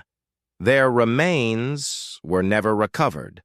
Occasionally, their equipment turned up, deserted and torn, at isolated sites far from their final sightings. The incident stayed unresolved, labeled as potential wildlife assaults or accidents, although certain probes hinted at darker forces. One veteran ranger, Tom, a man in his later years who'd patrolled the gorge for more than 3 decades, confided privately that he suspected a dweller in the rugged interior preying on exposed wanderers. The expanse was immense, concealing anyone versed in its secrets who treaded lightly without a footprint. He'd pushed the park authorities to recognize the trend, but lacking corpses or solid proof, no action followed. Rebecca swore off backpacking forever. The ordeal fractured her trust in nature's embrace. Ava kept trekking, but always with company and in zones where rescue was swiftly accessible. She ponders Daniel frequently, questioning his true identity and the tally of victims he'd stalked across Appalachia's woodlands. She reflects on the lost women, their traces concealed in those peaks, in spots beyond any probe's reach. The matter lingers open yet dormant, deep in the New River Gorge. Amid the boundless wilds extending endlessly outward, Daniel, or whatever alias he bore, remains at large, still traversing the secluded paths, still scanning for the solitary traveler or the isolated duo who seem exposed and isolated, still prowling where charts falter and signals die, where cries for aid fade unheard. Benjamin serves as a true crime investigator. This tale will stretch out, detailing a stalled inquiry he pursued centered on a closed-down health facility in the isolated peaks of eastern Kentucky. Benjamin had been crafting a series on unresolved offenses in Appalachia for roughly 3 years when an audience member dropped a clue that sparked the creepiest probe of his tenure. The note was short, nearly enigmatic. The tip alluded to a medical facility in Pike County active throughout the 1990s, urging Benjamin to probe the fates of patients who visited and subsequently vanished. He felt a spark of interest. Over the years, he'd reported on many disappearances across the Appalachians, where the seclusion of these remote towns frequently allowed offenses to stay hidden or receive superficial scrutiny. He kicked off his inquiry with standard methods, delving into old newspapers and official documents. The results were oddly scant. Known as Mountain View Medical Center, the place ran from 1991 until 1998 in a secluded valley roughly 15 miles from Pikeville. As the sole healthcare option within a 40-mile stretch, it catered to low-income residents dispersed across the rugged terrain. A physician by the name of Harold Whitmore oversaw it. His credentials showed he'd earned his M.D. from a Caribbean institution following rejections from U.S. programs. Soon after settling in Kentucky, He'd launched the center, purportedly to aid the neglected folks in the coal mining districts. The operation shut down suddenly in 1998, and Whitmore passed away in 2004 from natural reasons. Uncovering that foundational data proved straightforward, yet finer points remained frustratingly out of reach. Benjamin turned up 0 images of the site, no chats with Whitmore, and scant references to it aside from licensing paperwork and occasional ads in community rags. It seemed like deliberate erasure from the historical ledger, leaving just the essentials intact. Opting for on-site digging, he headed to Pike County. He pulled up on a dreary October dawn.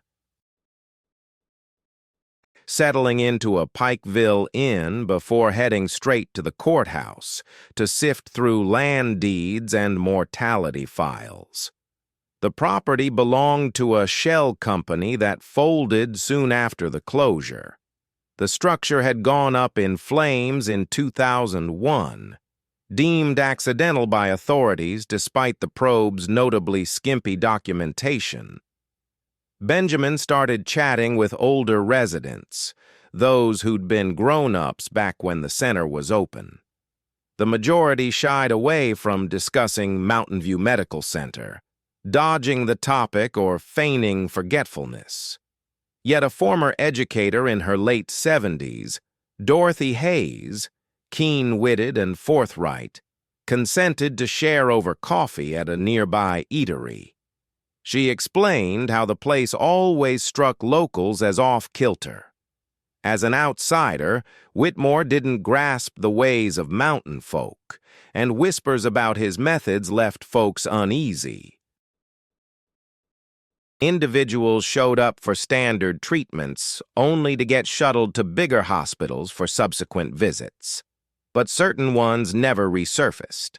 Relatives heard excuses like relocations to out-of-state centers, misplaced files, or barriers from confidentiality rules blocking details. Dorothy recalled one instance vividly. A 24-year-old mother of 2, Sarah Combs, who sought help there in 1995 for ongoing back pain from a wreck. Following her third appointment, Whitmore claimed she'd been sent to a Tennessee pain clinic. Her kin never laid eyes on her afterward. They filed a missing person report to no avail. The case fizzled out. No trace of her appeared in any Tennessee records. She might as well have evaporated.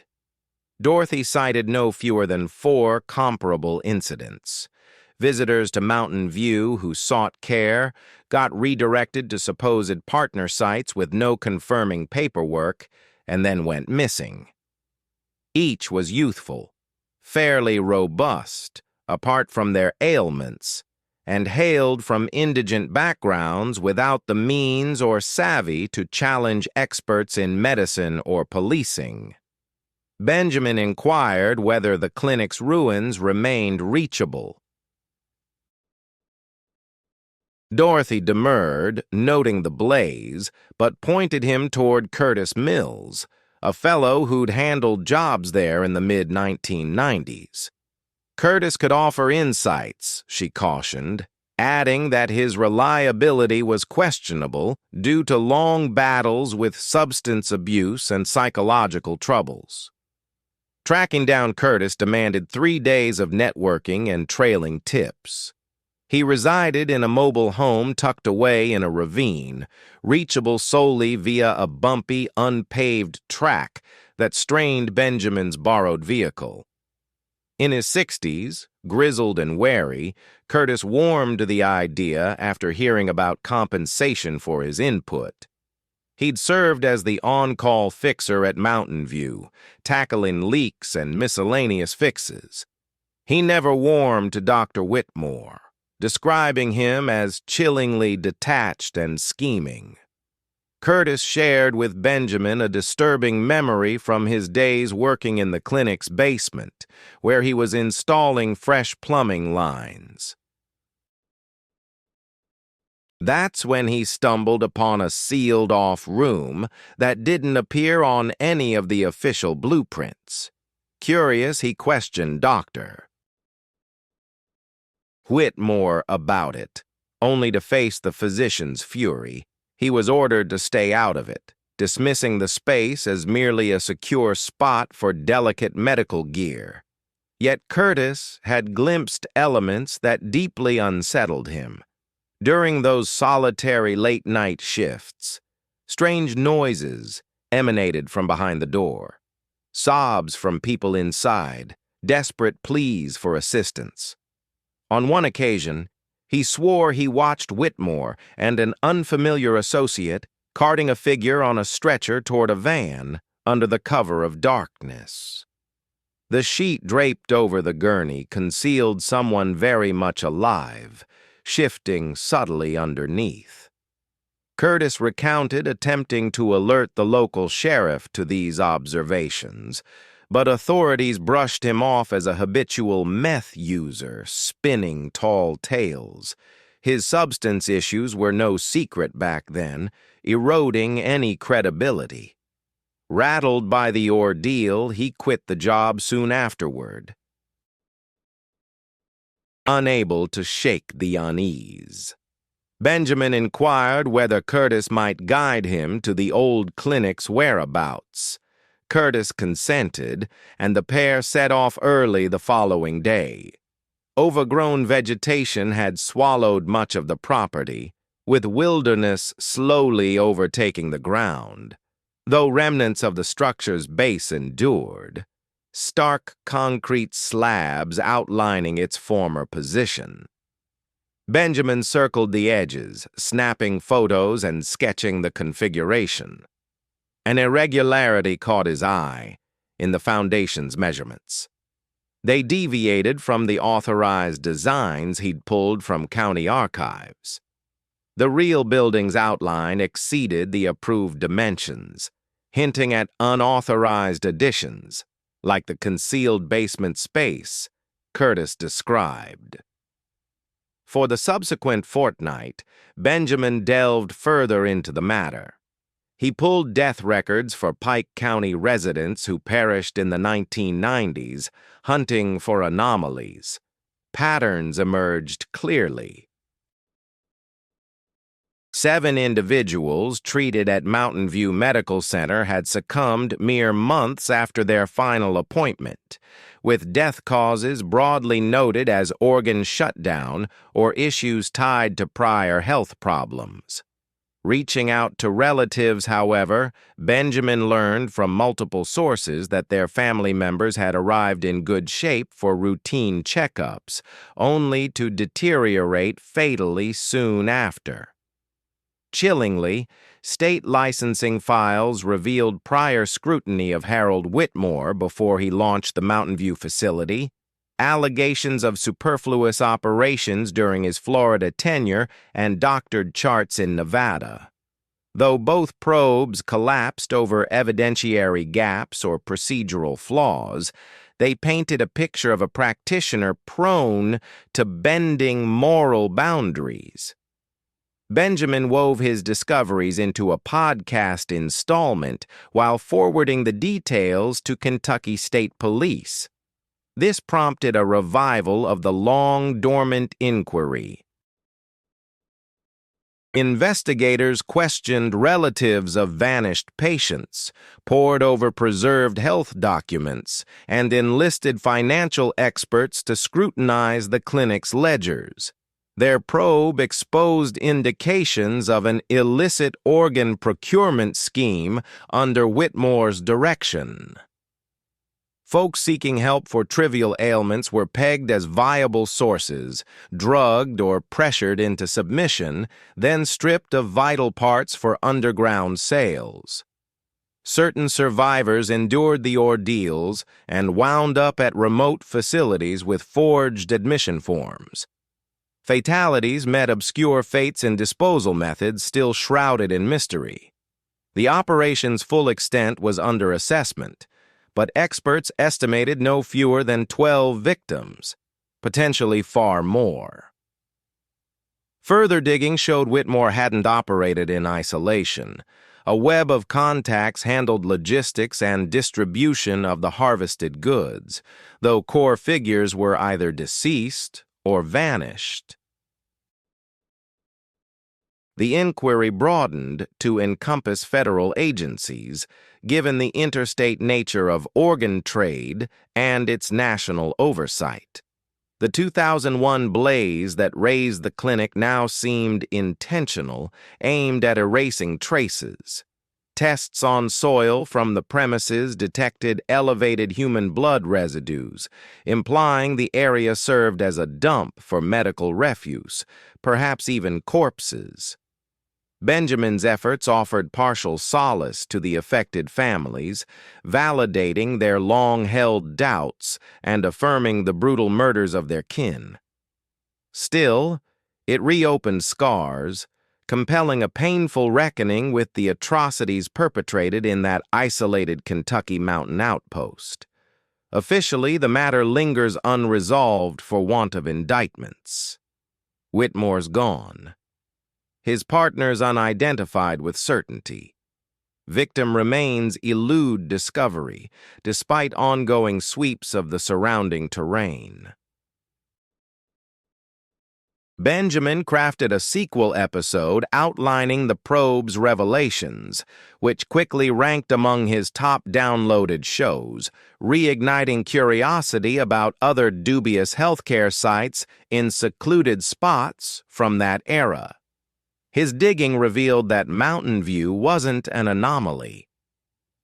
Across Appalachia's remote hamlets, additional clinics mirrored the same troubling trends of vanished patients and shady practices. The mix of hardship, seclusion, and minimal regulation fostered settings where wrongdoers thrived unchecked, exploiting the defenseless without drawing attention from those in authority. Benjamin presses on with these inquiries, motivated by a drive to amplify the unheard stories of those who suffered in silence and to illuminate the region's shadowed underbelly that he holds dear.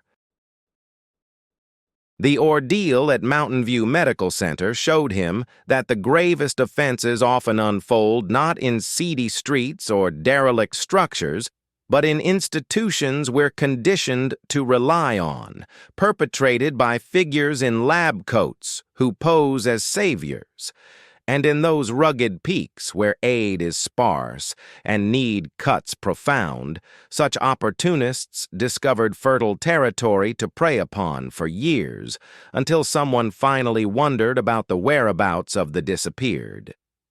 Sophia serves as a woman in journalism. Prior to drawing conclusions, she'd emphasized that she wasn't braced for the revelations awaiting her when she chose to craft a piece on forsaken dwellings in the Appalachian backcountry. As a contributor to local publications focused on personal tales and heritage pieces, the concept struck her amid a chat with an editor who noted the myriad derelict farms and outposts scattered through the hills, sites left behind amid the mass exodus from Appalachia in the mid-20th century. Sophia envisioned it as an engaging visual narrative, exploring these overlooked spots suspended in history, echoes of a lost existence. She proposed the idea to Appalachian Living magazine, securing the gig along with a basic stipend for trips and shots. Over 2 weeks, she delved into sites by scrutinizing vintage charts and property deeds, consulting archives and aged residents who recalled the home's bustling days. One spot repeatedly surfaced: the Pritchard Place. Nestled in a valley far into the peaks of western Virginia, roughly 12 miles from Grundy, the nearest settlement. The property sat vacant since 1964, amid murky details that locals couldn't fully clarify. The Pritchards, William and Martha as parents, plus their trio of kids, had vanished abruptly one day, departing without a trace. When neighbors investigated, they discovered the residence deserted, yet intact, like the household had merely gone for a stroll and failed to come back. Intrigued by the account, Sophia resolved to center her feature on it. She reached out to the present landowner, a kin from the founding line residing in North Carolina, who had yet to set foot there. He authorized her entry, cautioning solely about its inaccessibility and urging vigilance. The zone carried a certain notoriety, he hinted obliquely, without specifics. To navigate, she recruited Vernon Deal, a neighborhood fellow in his late 60s who guided hunts and knew the terrain like no other. Taciturn and wary of strangers, Vernon relented for the compensation and agreed to escort her to the Pritchard site. They ventured forth on a crisp early November dawn, motoring along timber paths until they had to hoof it the last 5 miles. The path proved arduous, tracing faint tracks choked by years of foliage. Vernon navigated with the ease of a lifelong wanderer, now and then noting features or sharing terse anecdotes about the locale. He noted that sportsmen steered clear of this ravine, claiming thin wildlife and an unsettling vibe. When Sophia probed further, he merely dismissed it, observing that certain areas just felt off, as if the highlands harbored depressions where shadows gathered like mist. They arrived at the Pritchard homestead by midday. The glade housing the cabin was thick with young trees and thorns, wilderness gradually overtaking the niche humans had hewn more than 100 years prior. Yet the dwelling endured in striking condition. A pair of log levels topped by a sturdy rock flue. Panes were shattered, the veranda drooped precariously, but the frame seemed solid overall. As Sophia drew near, a shiver gripped her. A gut-level disquiet she chalked up to the solitude and the poignant backstory. Vernon lingered at the edge, puffing on a cigarette while eyeing the tree line, his discomfort plain to see. She stepped inside the house with caution, pressing lightly on each creaky board before committing her weight, camera at the ready, to capture discoveries. The inside was remarkable. It felt like time had halted right there, as though the family had vanished midway through their everyday chores. Plates sat on the kitchen table, arranged for a meal that never happened. Garments dangled in the sleeping quarters, decayed by dampness and years, yet still identifiable. Kids' playthings were strewn across one room's floor, and throughout hung that heavy aura of unease. A tragedy etched into the musty atmosphere. Sophia snapped photos methodically, progressing room by room. In the primary sleeping area, she uncovered diaries and photo collections, brittle from age, but still readable. She flipped through them gently, scanning notes from Martha Pritchard that reached back to the 1950s. The initial ones were routine, noting farm routines, the kids' development, the shifting weather. Yet as the decades advanced, the mood altered. From 1962 onward, Martha noted peculiar events, unfamiliar noises at night, the sensation of eyes on her outdoors, livestock acting strangely and shunning parts of the land. William brushed off her worries, chalking it up to local folklore. But her writings turned more frantic. Martha detailed restless evenings and mounting dread, convinced that their secluded valley harbored something sinister. The closing notes from early 1964 rambled incoherently. She mentioned spotting silhouettes amid the woods, forms resembling people, but somehow off. She recounted discovering etchings on nearby trees, symbols that seemed old and threatening. She pleaded with William to depart, to relocate the family to safety. He wouldn't hear of it. Quote 4, he insisted. Abandoning it wasn't an option. The final note, from April 15, 1964, stated plainly that they were departing, spurred by an incident from the previous night that rendered staying untenable. Details of that incident were absent. The diary cut off abruptly on the page, like an interruption mid-thought. Sophia's pulse quickened as she absorbed it. This surpassed her anticipations. A real enigma, not merely a tale of hardship and relocation in the countryside. She tucked the diary securely into her pack, intending to copy it out later. She kept shooting pictures, recording each space and relic abandoned. Up in the loft, she discovered the photos. They lay scattered loosely on the dusty floor beside an antique chest, monochrome shots seemingly captured on the grounds. Many depicted typical farm moments, the household toiling, the young ones at play, but others revealed eerie forest views near the dwelling, with ghostly outlines amid the branches. Outlines that mimicked human forms yet stretched unnaturally, warped. Sophia examined them intently, wondering if overexposure or film flaws had caused it. But they appeared deliberate, as though the shooter had aimed to frame those anomalies. Glancing at her timepiece, she noted nearly 4 hours had passed since arrival.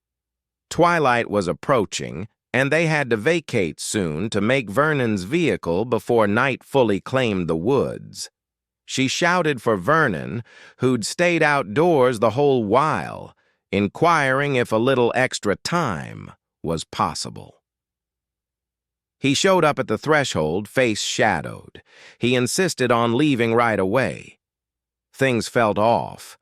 That familiar chill from the forest hit him, the prey's instinct flipping to hunted.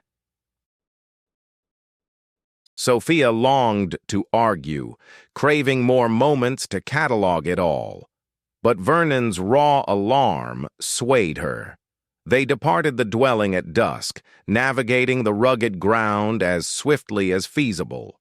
Vernon glanced repeatedly behind, fingers near the gun slung on his shoulder.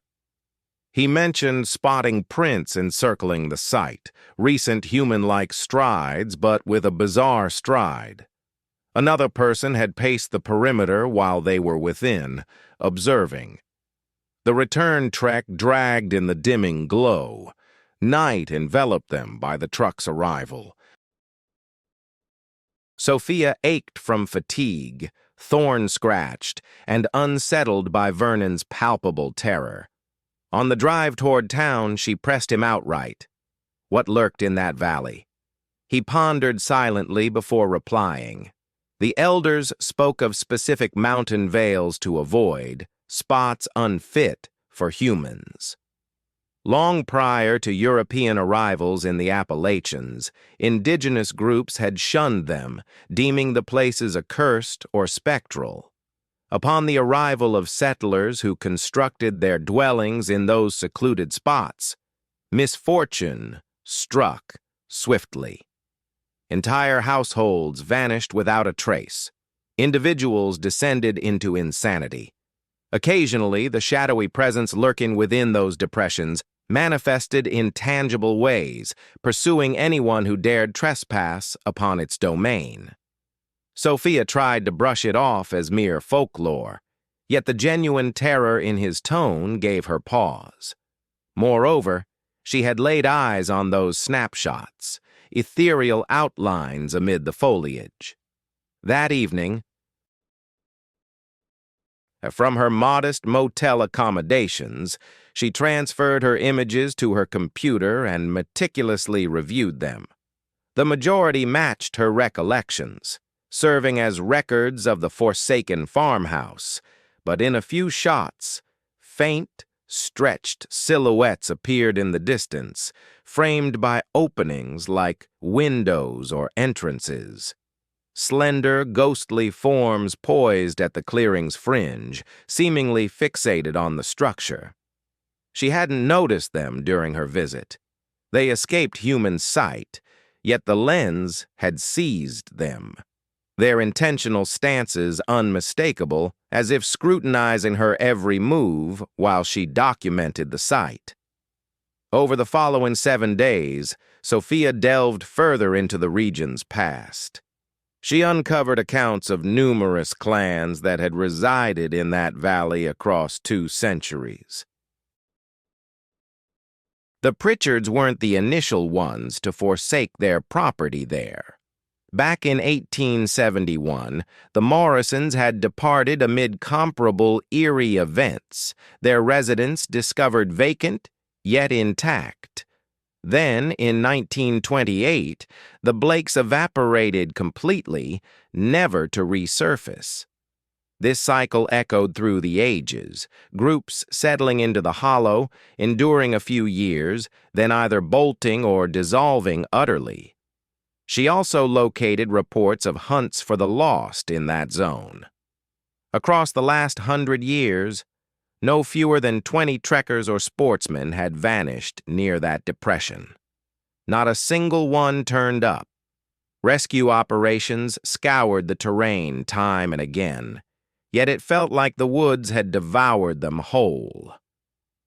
Sophia composed her piece, transforming it from the serene pictorial tribute to overlooked rural dwellings she had envisioned into a probing examination of vanishings and desertions spanning eras, all converging on one pinpoint in the Appalachians. She incorporated excerpts from Martha Pritchard's diary, the unsettling images, and archival evidence outlining the recurring occurrences.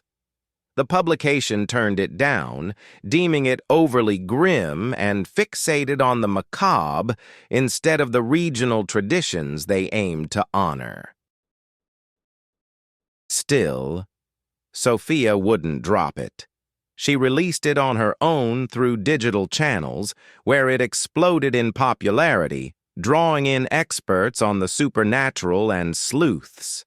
A few labeled it fabricated or overstated. Others viewed it as validation for Appalachian tales of sites where the veil separating reality from the unknown phrase. Vernon cut off all contact post-release, furious that she had disclosed the spot contrary to his cautions. The landowner reached out to her attorney, issuing threats of lawsuits, but it fizzled out. Sophia herself started suffering from night terrors, visions of positioning herself in the derelict house as wan entities prowled the perimeter, inching nearer night after night. She steered clear of returning to that valley, making no further probes. Yet she retains the pictures and diary as mementos of her discovery in that overlooked corner. And in the quiet hours of the night, she ponders whether the malice dwelling in select Appalachian crevices merely bides its time, enduring and timeless, awaiting the subsequent household to erect a shelter in an ill-chosen site, or the ensuing inquisitive adventurer to plunge too far into grounds forsaken by humanity ages past, for motives we've labored through generations to bury. Alexander, a young male undergrad, recounts this from 2019. and it still sends shivers down his spine.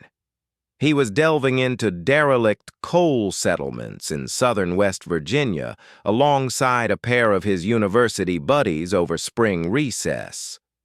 All three were juniors at Marshall University, majoring in history and photography. Attracted to the crumbling echoes of the coal extraction era that once ruled the landscape, these deserted outposts dotted across the ridges provided windows into a bygone era. Corporate enclaves abandoned to decay once the shafts shut down and residents relocated. Raised in Charleston, Alexander had long been captivated by the spectral villages tucked away in the gullies near his hometown. His companions, Marcus and Tyler, mirrored his passion for the ruins of industry and city scavenging. They devoted months to scouting spots, poring over antique charts and corporate ledgers from the mines, pinpointing sites that balanced reachability with minimal risk. Perils were paramount, with edifices left to crumble for generations.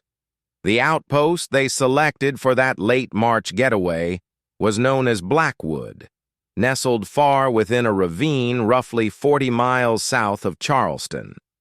In the 1930s and 1940s, Blackwood bustled as a lively mining settlement, home to more than 300 workers and their loved ones.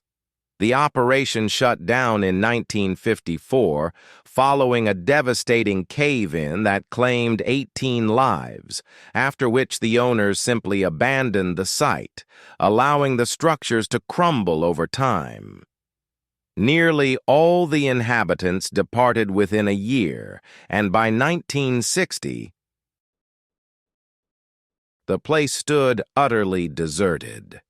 The trio navigated their vehicle along the remnants of the entry path as far as possible before trekking the last 3 miles on foot into the valley. The landscape proved challenging, with the former route eroded in spots from years of erosion and abandonment. They arrived at Blackwood by mid-afternoon, stepping out of the woods into a vista that was captivating yet profoundly disturbing. Numerous edifices lingered upright, albeit heavily deteriorated and on the verge of falling apart.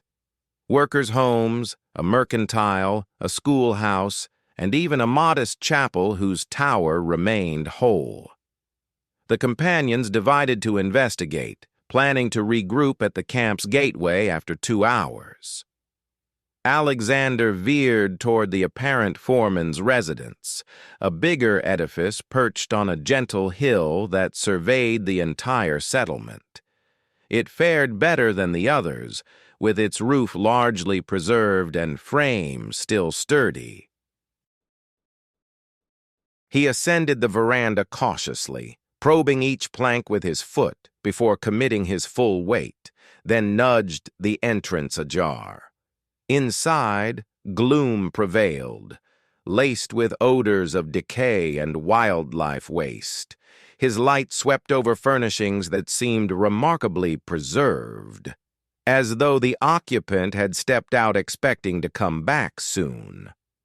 A sofa and seats filled the parlor, while the eating area held a table laid with dishes. On the upper level, sleeping quarters featured garments dangling in wardrobes. The sheer volume of forsaken items, things folks had opted to leave rather than haul away in their haste to escape, lent an uncanny air.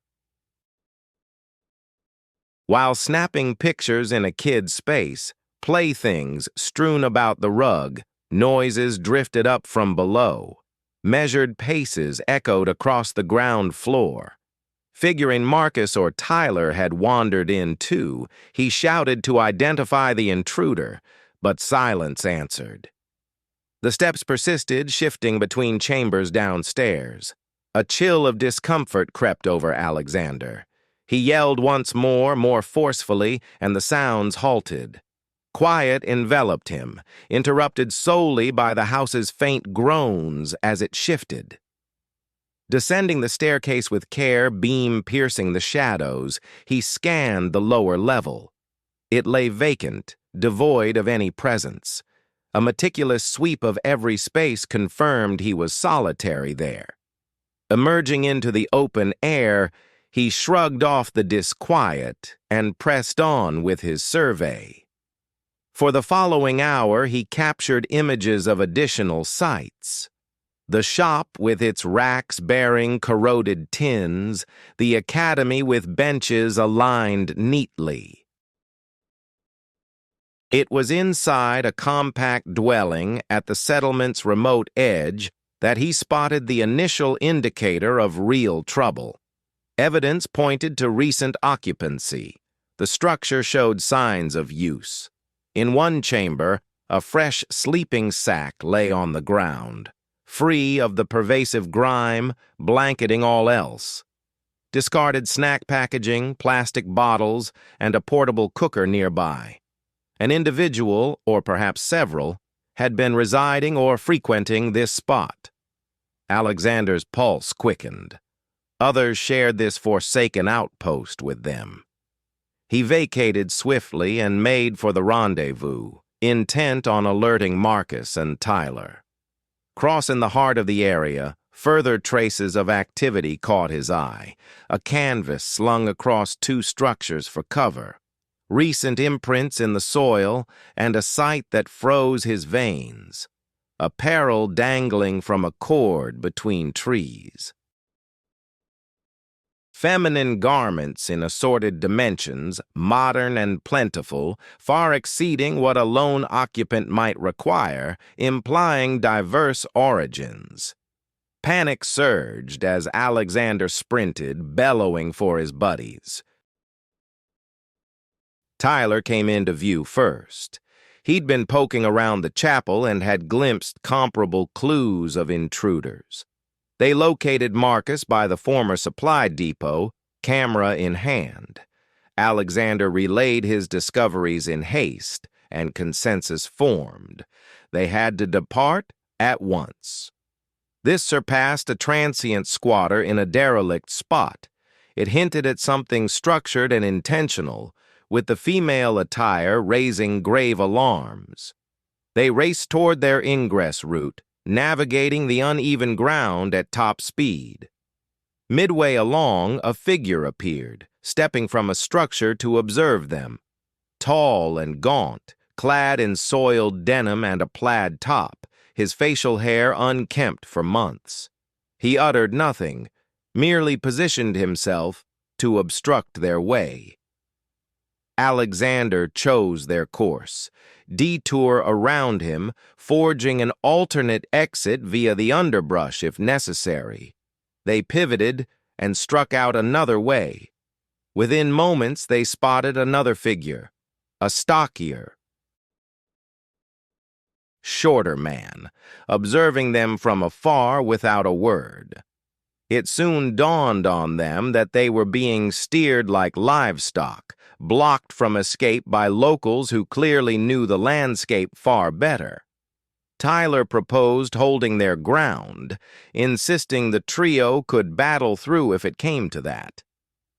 Yet Alexander noticed at least two additional men stepping out from nearby structures, closing in to encircle them.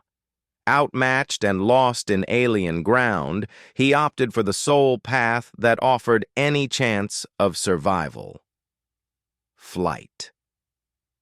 They barreled into the woods, ignoring paths altogether, desperate to widen the gap from the settlement. The chase echoed behind, figures thrashing through the brush.